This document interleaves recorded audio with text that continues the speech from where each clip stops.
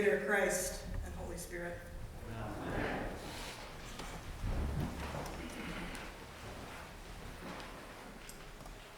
There will be signs in the sun, the moon, and the stars, and on the earth distress among nations.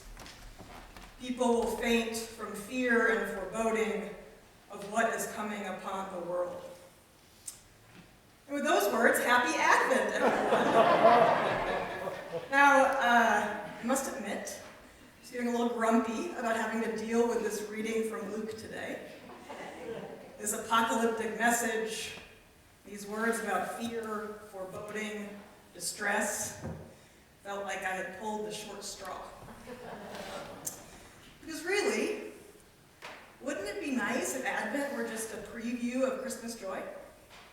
A time for baby showers for the baby Jesus, early tidings of comfort and joy. The rest of the world seems ready to move immediately from Thanksgiving into Christmas pleasures. Carols already on the radio, special deals on peppermint coffee, bright lights already lit, many more than just our one little flame on today's Advent wreath. But as Christians, we are invited into a different season in these weeks leading up to Christmas. The texts we read every year on the first Sunday of Advent include apocalyptic messages. They tell us in various ways to look for signs of destruction and distress. They all speak of fear and foreboding. You can't enter into Advent in the church without wondering and worrying about the future. In today's gospel reading, Luke invites us to look for signs of what is coming. Look for them in the moon and the stars. Look for them in the distress among nations. Look for them in ourselves, in our own foreboding. Now, it's not all that hard to look for signs of destruction, is it? As I wrote this sermon, I opened the homepage of the New York Times. Distress among nations? Check. Headlines about countries building up nuclear arsenals, about genocide in the Horn of Africa, about migrants trapped on the border between Poland and Belarus, between Mexico and the United States. Signs in the sun, the moon, the stars? Check. Climate catastrophe displacing people around the world, threatening entire island nations. Breathless from fear and foreboding? Check. Another record week of COVID cases in Minnesota, hospitals at capacity. Things that weigh down our hearts? Again, check. School shootings, arsons at synagogues, and all those things in our own lives that don't make the headlines, but that can feel to us like ominous signs.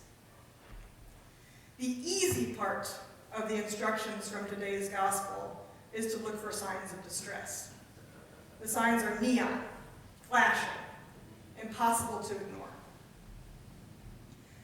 The more difficult challenge for us as Christians is to see these signs not as predictions of a gloomy future and not as reasons to hunker down and live in fear. Rather, the challenge for us in the Advent season is to live into a new kind of hope and a new kind of promise. One that goes so much deeper than any of the pre-season promises of Christmas cheer. Because just as Luke invites us to look for signs, he also asks us to respond to them in a surprising way. He tells us to stand up. Now, when these things begin to take place, he says, stand up and raise your heads, because your redemption is drawing near. Advent is an invitation to a radical kind of response in the face of a frightening future. It invites us to take these signs not as a prediction of a bleak end over which we have no control. Rather, it asks us to think of them as an indication of God's presence with us and of our commitment to a new future, one that is marked by mercy, justice, and love. Advent invites us into a hopeful posture, one where we look up and out to the new promise and possibility, not down and in to our own anxieties and fear. The late Peter Gomes, a Harvard professor, theologian, and preacher, gave an Advent sermon called The Courage to Hope. I read this sermon every year on the first Sunday of Advent. In it, he writes about the complicated kind of hope that we strive for during this season.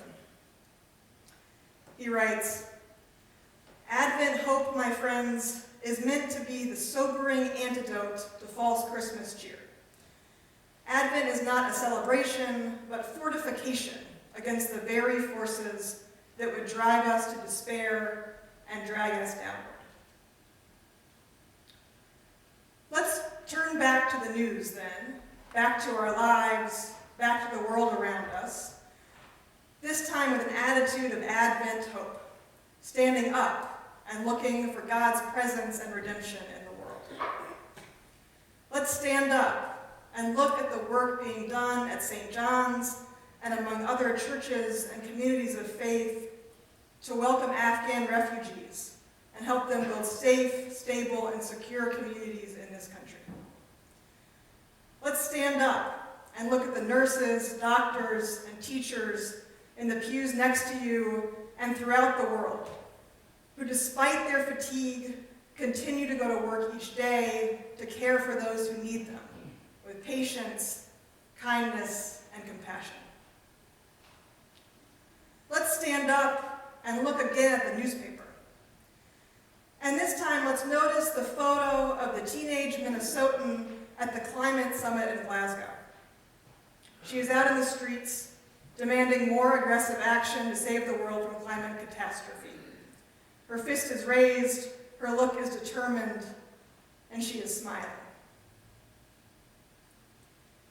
Each week, as we light another candle in the Advent wreath, I invite you to reflect on what it is that is giving you the courage to hope in your own life, on what is fortifying you against the desire to creep away in fear, on what is making it possible for you to stand up and, with others, look for God's promise of a better and more hopeful future. Amen.